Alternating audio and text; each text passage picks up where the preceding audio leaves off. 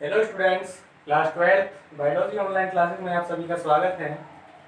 दोस्तों, हम चैप्टर 3 के बारे में डिस्कस कर रहे थे और चैप्टर 3 का पार्ट 4 आज हम डिस्कस करने वाले हैं। चैप्टर 3 का नाम देखो बच्चों क्या है? परागण, निषेचन, भ्रूणपोष और भ्रूण का परिवर्तन। इनमें से हम परागण और निषेचन कंप्लीट कर चुके हैं। आज हम पढ़ेंगे भ्रूणपोष के बारे में। तो भ्रूणपोष के बारे में पढ़ने से पहले मैं आपके लिए एक बार परागण और निषेचन को थोड़ा सा रिवाइज कर देता हूँ, जिससे आपकी मेमोरी में ये चीजें घूम जाए। देखो बच्चों, सबसे पहले हमने इसमें पढ़ा था परागण। परागण क्या होता है? नॉर्मली मैं कह रहा हूँ, उसको आप सुनना। परागण का मतलब है कि एक पौधे के पुष्प के पुंकेसर होते हैं, तो पुंकेसरों से क्या बनता है? परागकण बनते हैं।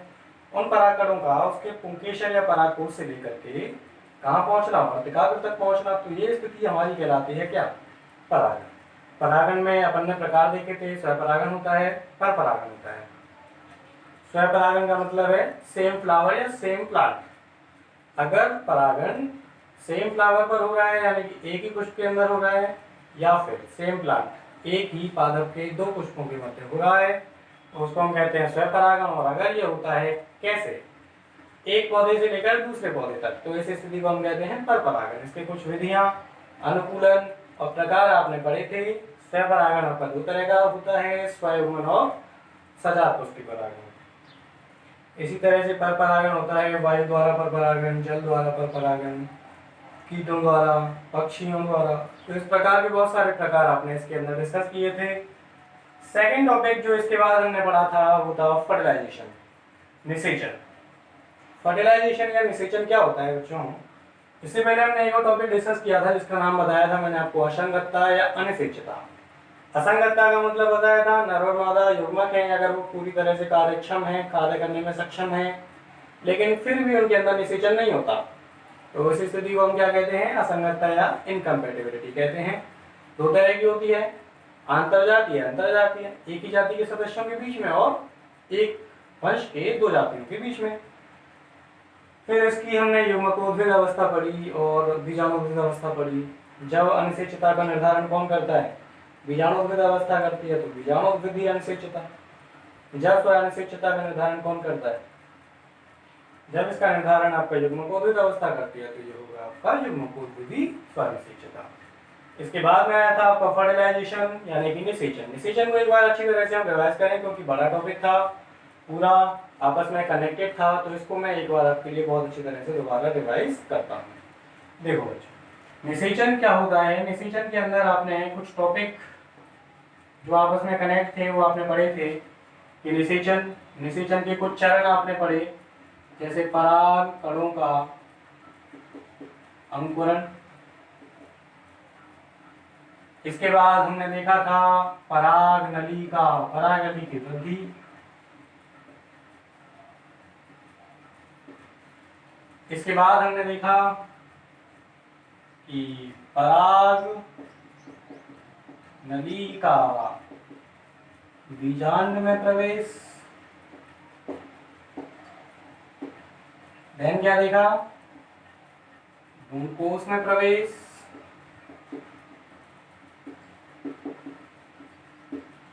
भ्रूणकोश के प्रवेश के बाद में हमने देखा इसके अंदर द्विनिषेचन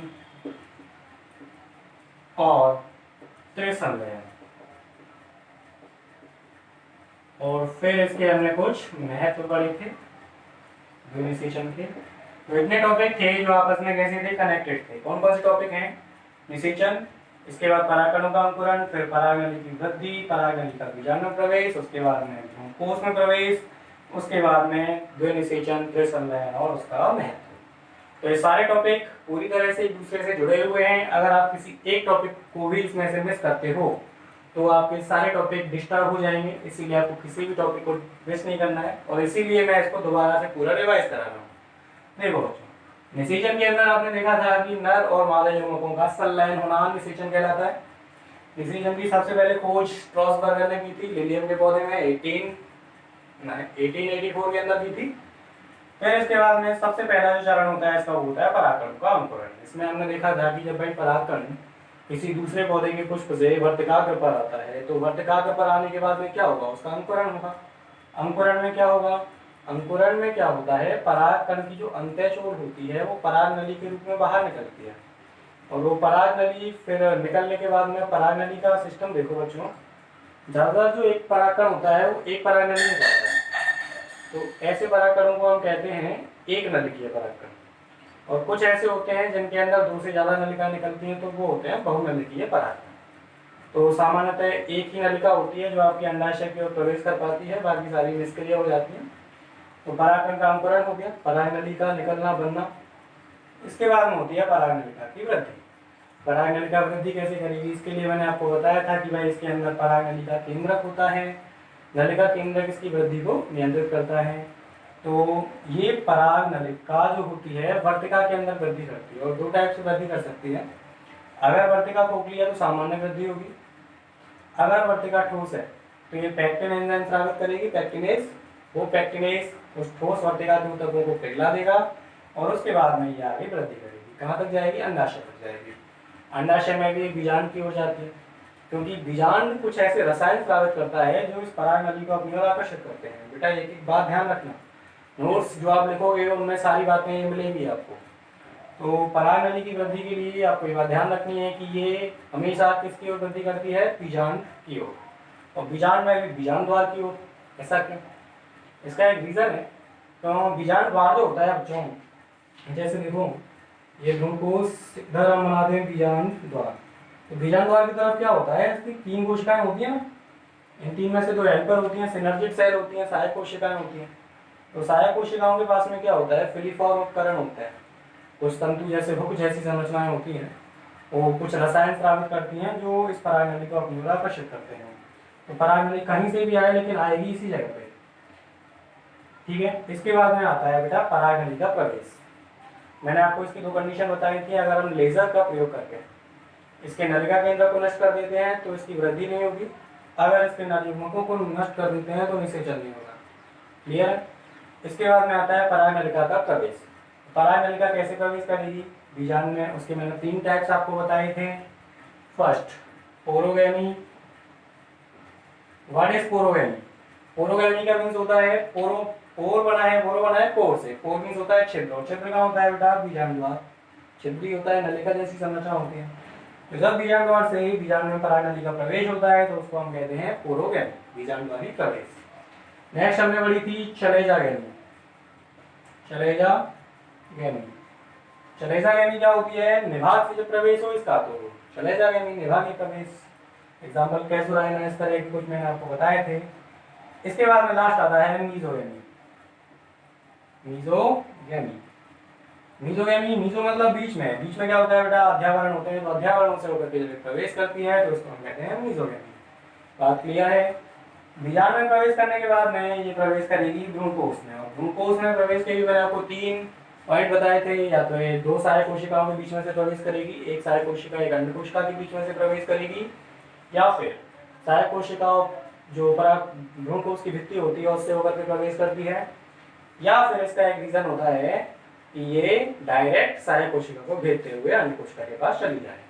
अब बच्चों एक बात आप यहाँ पर ध्यान से समझें, जैसे मान लो ये सहायक कोशिका, ये अंड कोशिका और ये सहायक कोशिका, एक सेल, ये सिनर्जिड 1 और ये सिनर्जिड 2, ठीक है। तो जब पराग नली इस तरह से यहां से प्रवेश करेगी तो इसका नलिका केंद्र बच्चों यहाँ पर नष्ट हो जाएगा, और नष्ट होने के बाद में इसकी वृद्धि यही रुक जाएगी। अभी जैसे इसके अंदर प्रवेश करी है तो इसमें क्या होगा, ये फट जाती है, पिघल जाती है, और इसके जो दोनों नर युग्मक और मादा युग्मक थे वो इसके अंदर आ जाते हैं। सहायक कोशिकाएं आपस में नष्ट हो जाती हैं, दोनों एक ही नहीं बचती है। अब देखो बच्चों इसमें केवल ये तंतु जैसे उपकरण बचेंगे। ये जो दो नर युग्मक हैं इनमें से अब एक इसके साथ में, एक कहाँ जाता है, द्वितीयक केंद्र के पास में जाता है। तो इस तरह से नेक्स्ट स्टेप आती है, वो नेक्स्ट स्टेप आपकी क्या कहलाती है, द्विनिषेचन या फर्टिलाइजेशन। तो देखो बच्चों भ्रूणकोश में प्रवेश क्लियर हो गया।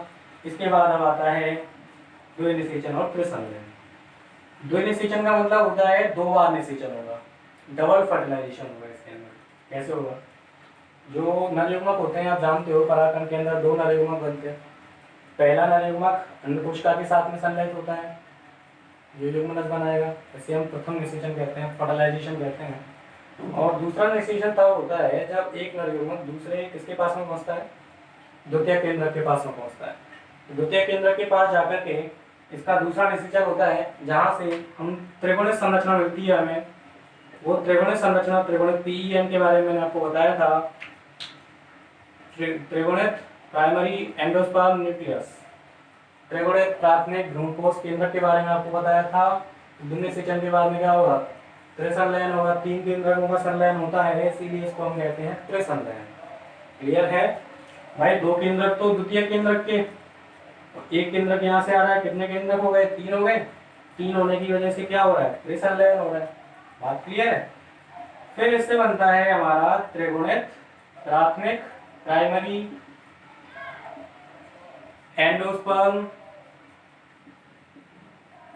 न्यूक्लियस। त्रिगुणित प्राथमिक भ्रूणकोश केंद्रक बनता है। ये बात आप ध्यान रखें, क्योंकि आज जो हम टॉपिक पढ़ने वाले हैं भ्रूणकोश वाला, वो स्टार्ट यहीं से होगा।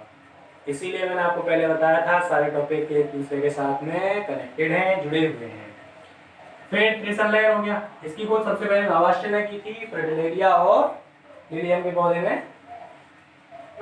अब आता है इसका महत्व, द्विनिषेचन त्रिसंलयन का महत्व क्या होता है। नॉर्मल सा महत्व बच्चों, देखो द्विनिषेचन नहीं होगा तो भ्रूण नहीं बनेगा, द्विनिषेचन नहीं होगा तो भ्रूणकोश नहीं बनेगा, भ्रूण नहीं बना तो बीज नहीं बनेगा। बात समझ रहे हो, नहीं समझ रहे भाई? इसमें द्विनिषेचन में क्या होता है, पहला संलयन से युग्मनज बनता है, दूसरे संलयन से पेन बनता है।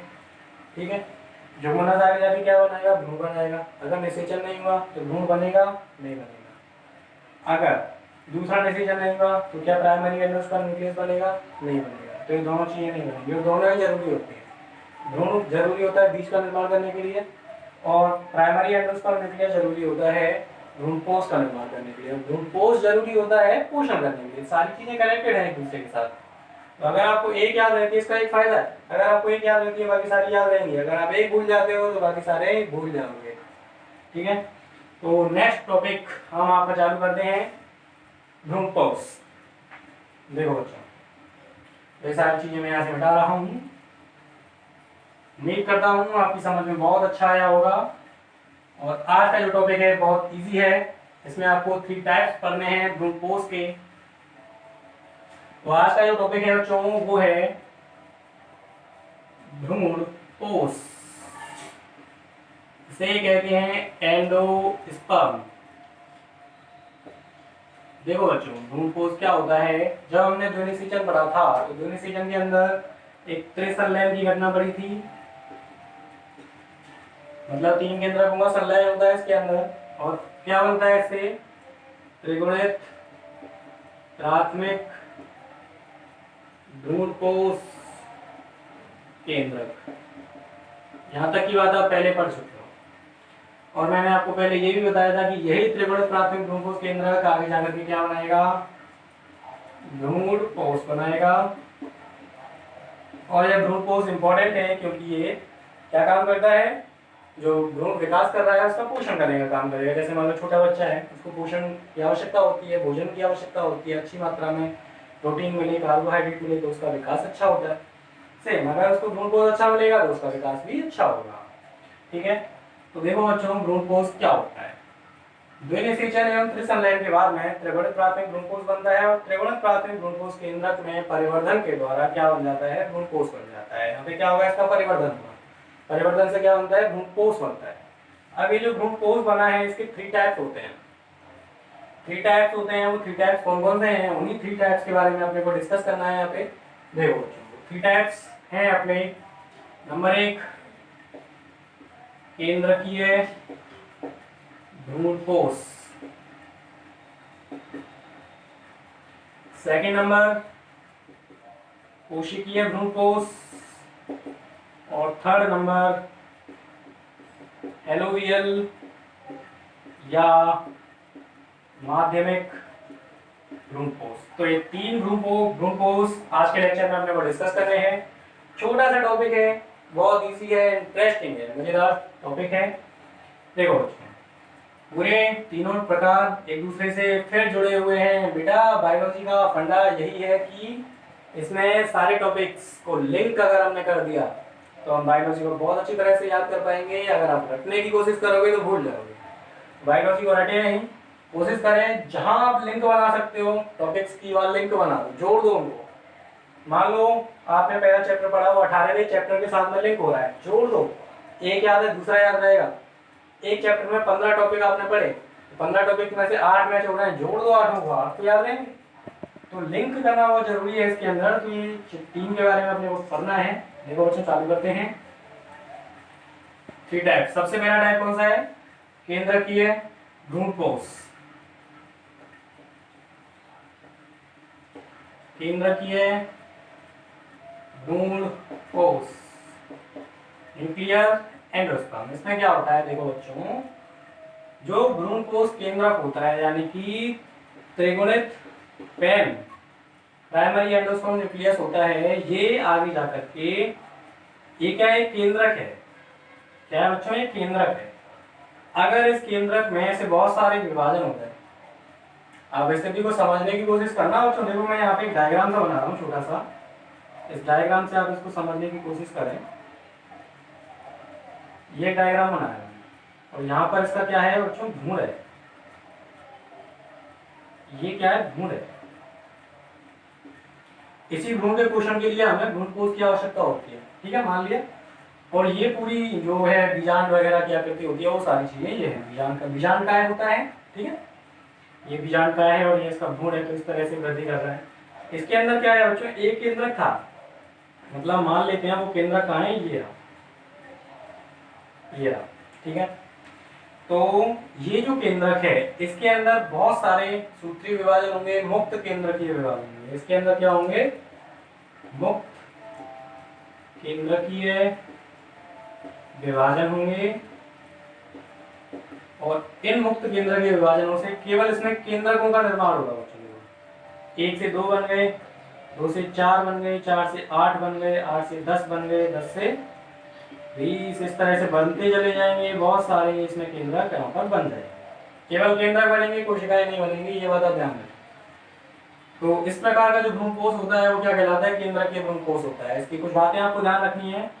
त्रिगुणित प्राथमिक एंडोस्पर्म न्यूक्लियस जो होता है उसमें मुक्त केंद्रकीय विभाजन से यानी केंद्रक बन जाते हैं। ये केंद्रक धीरे धीरे क्या करेंगे? परिधि की ओर यानी कि दीवार की ओर खिंचते चले जाएंगे, जमा हो जाएंगे, जिसकी वजह से बीच में क्या बन जाएगा बच्चों? बीच में बन जाएगा एक रिक्तिका बन जाएगी। और ये केंद्र कहाँ आ जाएंगे? इसकी परिधि की ओर आ जाएंगे। तो ऐसी स्थिति अगर होती है तो उसको हम कहते हैं कौन सा भ्रूणकोश? केंद्रकीय भ्रूणकोश। ये क्या है? रिक्तिका है। और ये रिक्तिका बड़ी होती है। ये केंद्रक है। इनका निर्माण कैसे हुआ है? मुक्त केंद्रकीय विभाजन से हुआ है। इसका एग्जाम्पल हम ले सकते हैं नारियल का पानी। नारियल का पानी दोस्तों, नारियल का जो पानी होता है वो क्या है? एक भ्रूणपोष है, एंडोस्पर्म। आप ध्यान रखें इसको। नारियल का पानी कौन सा भाग होता है? एंडोस्पर्म होता है। और ये एंडोस्पर्म जो होता है लिक्विड होता है, द्रव होता है। तो इसीलिए हम इसको द्रव भ्रूणपोष या लिक्विड एंडोस्पर्म भी कहते हैं। ये आपका था केंद्रकीय भ्रूणपोष। सेकेंड नंबर पे आता है कोशिकीय भ्रूणपोष। कोशिकीय भ्रूणपोष ये भी नॉर्मल है। बस बात क्या ध्यान रखना है, इसमें जितने भी मुक्त केंद्र के विभाजन होंगे एक में भी कोशिका वृत्ति नहीं बनेगी। लेकिन यहाँ पर जितने भी कोशिका विभाजन होंगे, केंद्र के विभाजन होंगे, प्रत्येक के साथ में कोशिका वृत्ति बनेगी। मतलब बार बार क्या बन जाएंगी? कोशिकाएं बनेगी। कैसे बनेगी? वही सेम स्थिति अगर हम डिनोट करें इधर इस तरह से, तो मान लेते हैं यहाँ पर क्या है? ये भ्रूण है। ये इस तरह से क्या है? यहाँ भ्रूण है। भाई भ्रूण का पोषण देने के लिए एक केंद्रक था। इस केंद्रक में विभाजन हुआ, 2 केंद्रक बन गए। तो दोनों की ओर क्या बन गई? कोशिका वृत्ति बन गई। अब इन दोनों में विभाजन हुआ, फिर दोनों के चारों ओर क्या बन गई? कोशिका वृत्ति बन गई। तो इस तरह से क्या होता है? प्रत्येक केंद्र के विभाजन के साथ में इसमें क्या बन जाते हैं? कोशिकाएं बन जाती हैं। तो इस प्रकार ये हो जाता है कोशिकीय भ्रूणकोष। समझ में आ रहा है? कोशिकीय भ्रूणकोष क्या होता है? इसमें त्रिगुणित प्राथमिक भ्रूणकोश केंद्रक में केंद्रकीय विभाजनों के साथ कोशिका वृत्ति बनती है। जैसे इसमें क्या हो जाती है, बहुत सारी कोशिकाएं बन जाती हैं और ये शुरू से लेकर लास्ट तक हमेशा क्या रहता है, कोशिकीय ही बना रहता है। इसका फंडा थोड़ा अलग है, स्टार्टिंग में केंद्रकीय होता है लेकिन बाद में कैसा हो जाता है, कोशिकीय हो जाता है। इनके चारों तरफ कोशिका वृत्तियां हो जाती हैं।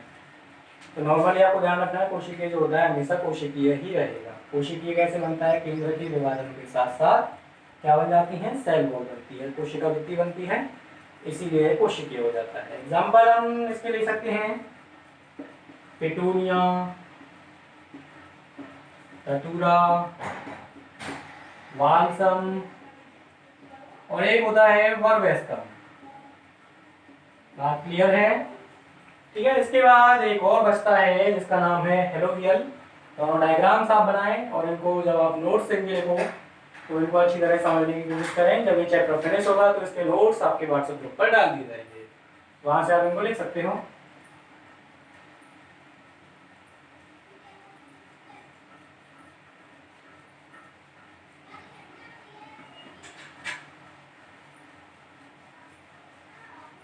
दो हम पढ़ चुके हैं और एक लास्ट बचा है जिसका नाम क्या है, हेलोवियल एंडोस्पर्म।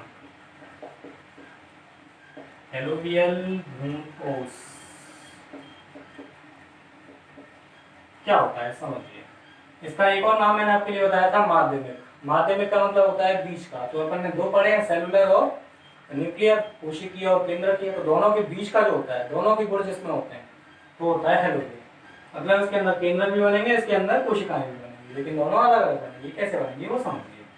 देखो इसके अंदर क्या होगा, ये क्या है, त्रिगुणित प्राथमिक भ्रूणकोश केंद्र, टर्शियरी, प्राइमरी, एंडोस्पर्म, न्यूक्लियस।